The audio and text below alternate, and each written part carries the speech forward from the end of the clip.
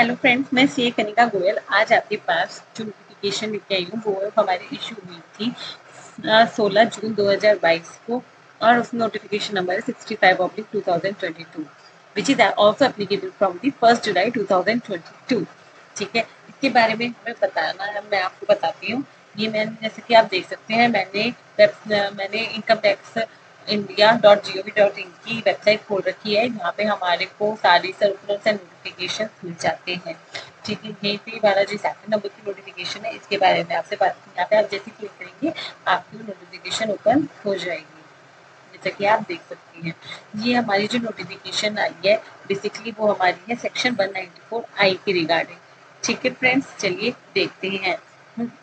जैसा कि आप जानते हैं 194I हमारा होता है रेंट के रिगार्डिंग, जो रेंट होते हैं, लीजिंग वगैरह होती है, उसके लिए होता है।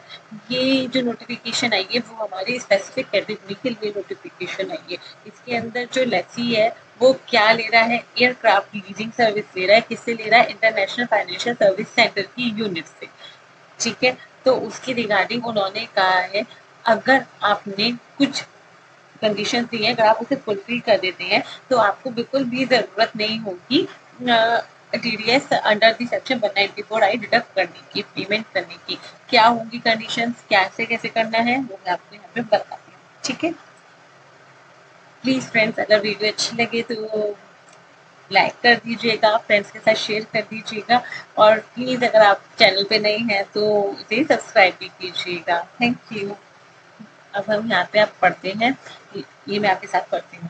In the exercise of power conferred by the subsection 1F of the section 197A, read with the clause C of subsection 2 of section 80LA of the Income Tax Act 1961, the central government hereby specify that no reduction of tax shall be made under section 194I of the Income Tax Act on the payment in the nature of lease rent or the supplemental lease rent, as the case may be, made by the person to a person being a unit located in the International Financial Service Center hereinafter referred as the lessor for a lease of an aircraft subject to the following।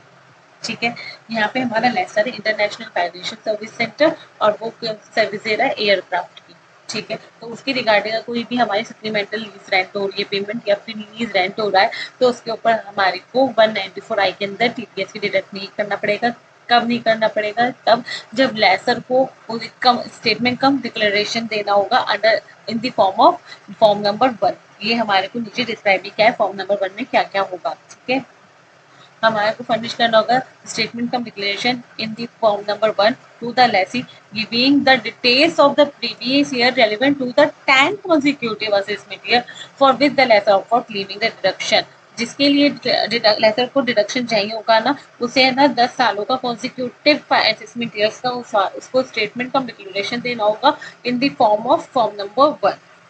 ठीक है, such statement of declaration shall be furnish, और चीज जो furnish की जाएगी उसे verify भी किया जाएगा in the manner specified in the form number 1 for the each previous year relevant to the 10 consecutive assessment year for which the lessor of for the claiming the deduction under the subsection 1 read with the section 2 of section 80LA of the Income Tax Act। अब LSC को क्या करना होगा? Laser को तो statement देनी है और वेरिफिकेशन करवानी है। ठीक है, लेसी की क्या ड्यूटी होगी कि वो कब से टैक्स टीडीएस निर्धारित करेगा? जब उसके पास ये डिक्लेरेशन जिस दिन से आ जाएगी।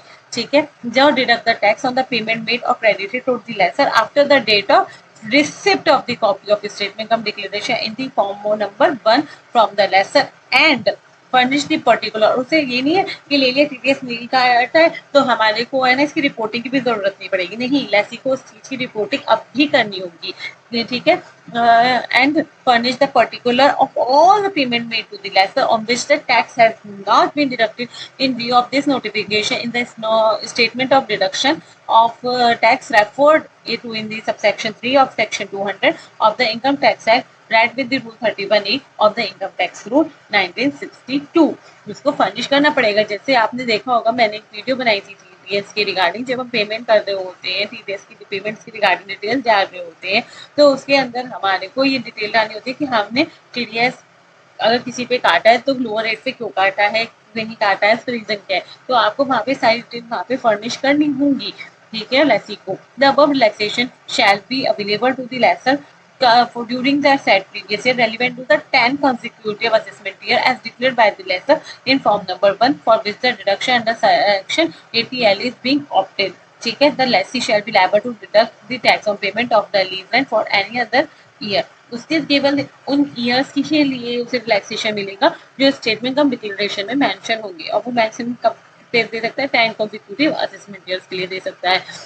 बाकी ईयर्स के लिए ऐसी को उसके ऊपर टीडीएस डिडक्ट करना होगा। द प्रिंसिपल डायरेक्टर जो है ऑफ द इनकम टैक्स और डायरेक्टर जनरल उन्हें है ना सारी रिस्पॉन्सिबिलिटी दे दी है for evolving implementing appropriate security archival and retrieval policies के लिए उनके ऊपर हमने सारी की सारी रिस्पॉन्सिबिलिटी सेंट्रल गवर्नमेंट ने दे दी है। और यहाँ पे हमारे को बोल भी दिया है the notification shall come into force from the 1 जुलाई 2022 से ये नोटिफिकेशन एप्लीकेबल होगी।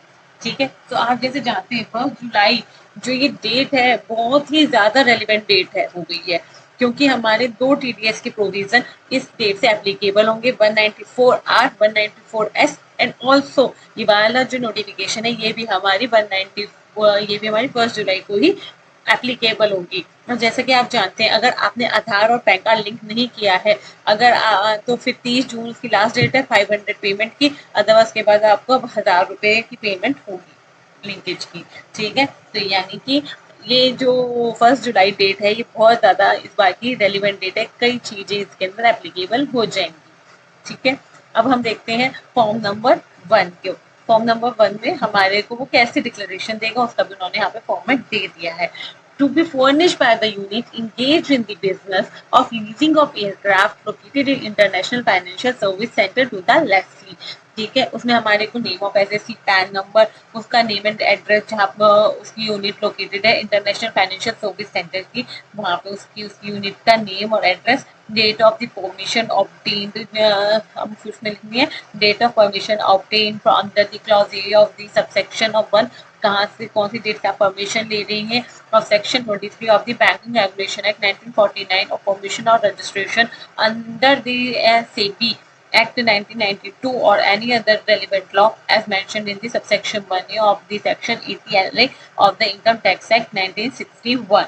स्टेटमेंट कम डिक्लेरेशन में क्या लिखा है कि अपना नाम जो भी पर्सन ऑथराइज होगा वो सन और daughter of this in the capacity of, वो कौन है, वहाँ का डायरेक्टर है, मैनेजर है, ऑथराइज पर्सन है, रिप्रेजेंटेटिव है, कौन है, उसका सारी डिटेल आएगी। Do hereby declare that the above mention unit is engage in the business of leasing of the aircraft, कि हमारा जो बिजनेस है जो हमारा ये यूनिट है वो है ना लीजिंग ऑफ एयरक्राफ्ट के बिजनेस में इंगेज है and is eligible for the deduction under the subsection 1A और read with the subsection 2 of the section 80LA of the Income Tax Act 1961। I further declare that we have opted to claim the said deduction for the period from the previous year। अब आपको यहाँ mention करना होगा किस previous year से आप ले रहे हैं, असेसमेंट ईयर उसका कौन सा है एंड कौन से प्रीवियस ईयर तक ले रहे हैं और उसका असेसमेंट ईयर क्या है।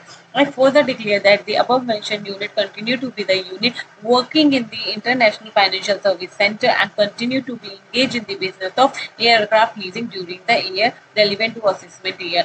कि हमारा बिजनेस है ना एयरक्राफ्ट लीजिंग में ही ये यूनिट काम करती रहेगी। इन विच दे से statement come declaration is being submitted, verification उसे करना होगा और सिग्नेचर डालने होंगे। ये हमारी थी नोटिफिकेशन। ठीक है, होप सो आपको ये समझ आई होगी। कोई भी आपको रेलिवेंट क्वेरी है तो प्लीज़ नीचे कमेंट बॉक्स में अपना क्वेरी आप मुझसे शेयर कर सकते हैं। कोई टॉपिक पे आप चाहते हैं कि मैं नेक्स्ट वीडियो बनाऊं वो भी आप मुझे बता सकते हैं। thirdly please most importantly please subscribe the channel and press the bell icon ताकि जो भी मैं वीडियो डालूँ अपडेशन की या कोई भी इंफॉर्मेशन शेयरिंग की नॉलेजेबल वीडियो तो आप उसे देख सके टाइमली और आप अपने फ्रेंड्स के साथ उसे शेयर भी कर सके। ठीक है, होप सो आपका दिन अच्छा रहा। Thank you very much video के एंड तक देखने के लिए और ध्यान रखिएगा ये 1 जुलाई 2022 is the most important date. Okay, thank you very much and bye bye.